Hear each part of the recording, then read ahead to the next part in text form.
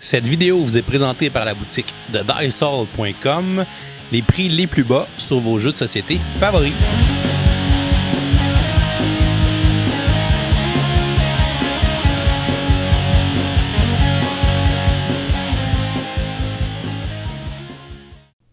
Salut les mini-gamers, bienvenue à Professeur Board Game, c'est Bruno, je vais être votre parent accompagnateur. Aujourd'hui, on va regarder ensemble le jeu Kaboom! C'est un jeu qui a été publié en 2013 chez Asterion Press et Hutch. Depuis ce temps-là, on a une nouvelle version chez Blue Orange. Dans la vidéo ici, je vais vous faire les règles de cette version-là que j'ai ici d'Asterion Press et Hutch, mais je vais vous expliquer les différences entre les deux jeux à la fin de la vidéo. Les concepteurs de ce jeu-là sont Roberto Fragra et Florence Fragra. Je suis un grand fan du jeu Capitaine Sonore de Roberto Fragra. C'est un jeu qui se joue de 2 à 5 joueurs, âgés de 6 ans et plus, et qui va durer 30 minutes. Dans le jeu, on va alterner entre des rôles de constructeur et le rôle de saboteur. Le maître constructeur va construire des tours en respectant des plans en utilisant des blocs de construction, alors que les saboteurs vont utiliser des catapultes pour lancer des dés et essayer de détruire les tours pour que le constructeur ne fasse pas trop de points. C'est un jeu de dextérité en temps réel. Je vous montre comment on joue et ensuite je vous dis ce que j'en pense. Pour faire la mise en place, on va d'abord mélanger les 25 petites tuiles de construction. On va ensuite les placer de cette façon autour de la grande tuile pour former l'aire de jeu. Le dernier joueur à avoir visité une tour sera le premier maître constructeur et reçoit les blocs de construction et le sablier. Dans une partie à 3 joueurs, les 2 saboteurs reçoivent chacun 4 dés et une catapulte. Le joueur le plus jeune des deux reçoit en plus le gros dé. Quand le maître constructeur est prêt à commencer, il tourne le sablier. Il a maintenant 30 secondes pour construire des tours. Le constructeur doit aller construire les tours sur les tuiles à l'emplacement où elles sont. Il ne peut les déplacer. Les saboteurs peuvent être n'importe où autour de l'aire de jeu, mais doivent toujours être à une distance de catapulte de l'aire de jeu. Ils ne peuvent lancer qu'un seul dé à la fois. Quand un dé est sur une tuile, le maître constructeur ne peut plus construire sur celle-ci.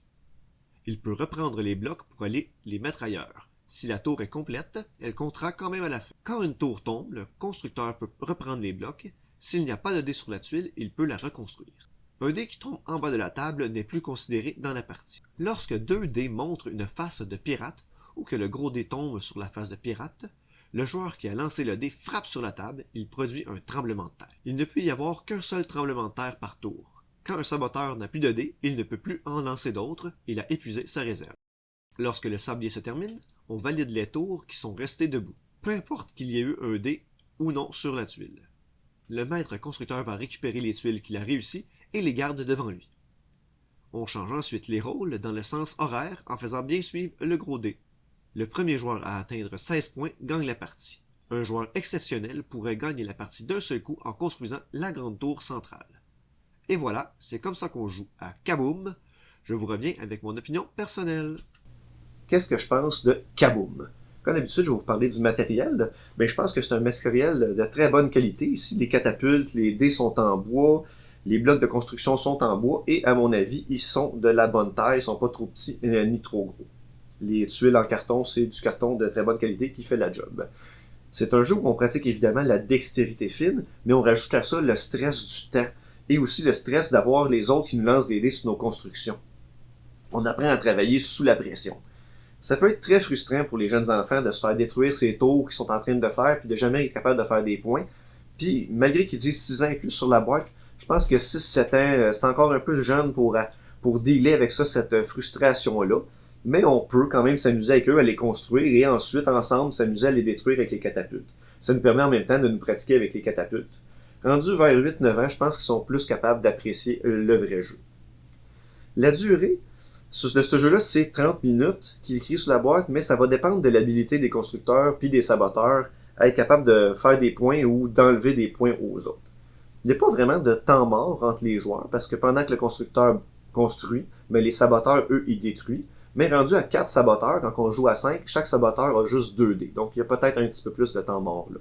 Dans la durée qui est 30 minutes, ce qui est pas tout à fait honnête avec cette version-là. Ils ont changé ça dans la version de Blue Orange. Dans Blue Orange, la durée, ça va être 3 tours de table qu'ils recommandent. Ils recommandent de déterminer un tour de table au début de partie. Ça fait que chaque joueur va être 3 fois le constructeur si on suit la recommandation. Ce qui va nous faire une durée qui est fixe à chaque fois, avec le sablier qui dure 30 secondes. Ils ont aussi amélioré d'autres choses, puis je vais vous parler des autres différences qu'il y a entre la version de Blue Orange et celle que moi j'ai. Ils ont enlevé le tremblement de terre. Le tremblement de terre, c'est une chose qui dépend beaucoup de la force de la personne. Comme vous avez vu, Catherine, elle n'a pas été capable de faire tomber des tours en donnant un coup. Et moi, si je me force, je suis presque capable de toutes les faire tomber. Fait que ça peut être quelque chose qui est difficile à gérer, de tout faire tomber les tours pour un enfant. Et aussi, ça va dépendre de la surface, parce que ma table ici est assez stable, mais si on est sur une table un peu moins stable, déjà, on doit dealer avec la table. Si on rajoute le tremblement de terre, c'est pas facile. En enlevant le tremblement de terre, on a enlevé les petites faces sur les dés, avec les têtes de pirates, que je sais pas si vous la voyez. Puis on a aussi enlevé le gros dé qui servait pas mal en plus à faire les tremblements de terre. Ils ont rendu optionnel la règle que si un dé est sur une tuile, on peut plus construire dessus. Donc c'est des règles qui ont été simplifiées pour les enfants. Un jeu que je vais donner la note de B-. Un bon jeu de dextérité fine en temps réel. C'est les enfants qui vont jouer à ce jeu-là, puis se pratiquer à construire des tours, vont aller vers d'autres jeux de construction en temps réel et d'équilibre qui ont plus de règles. On pense ici comme à Meeple Circus ou à Junk Art.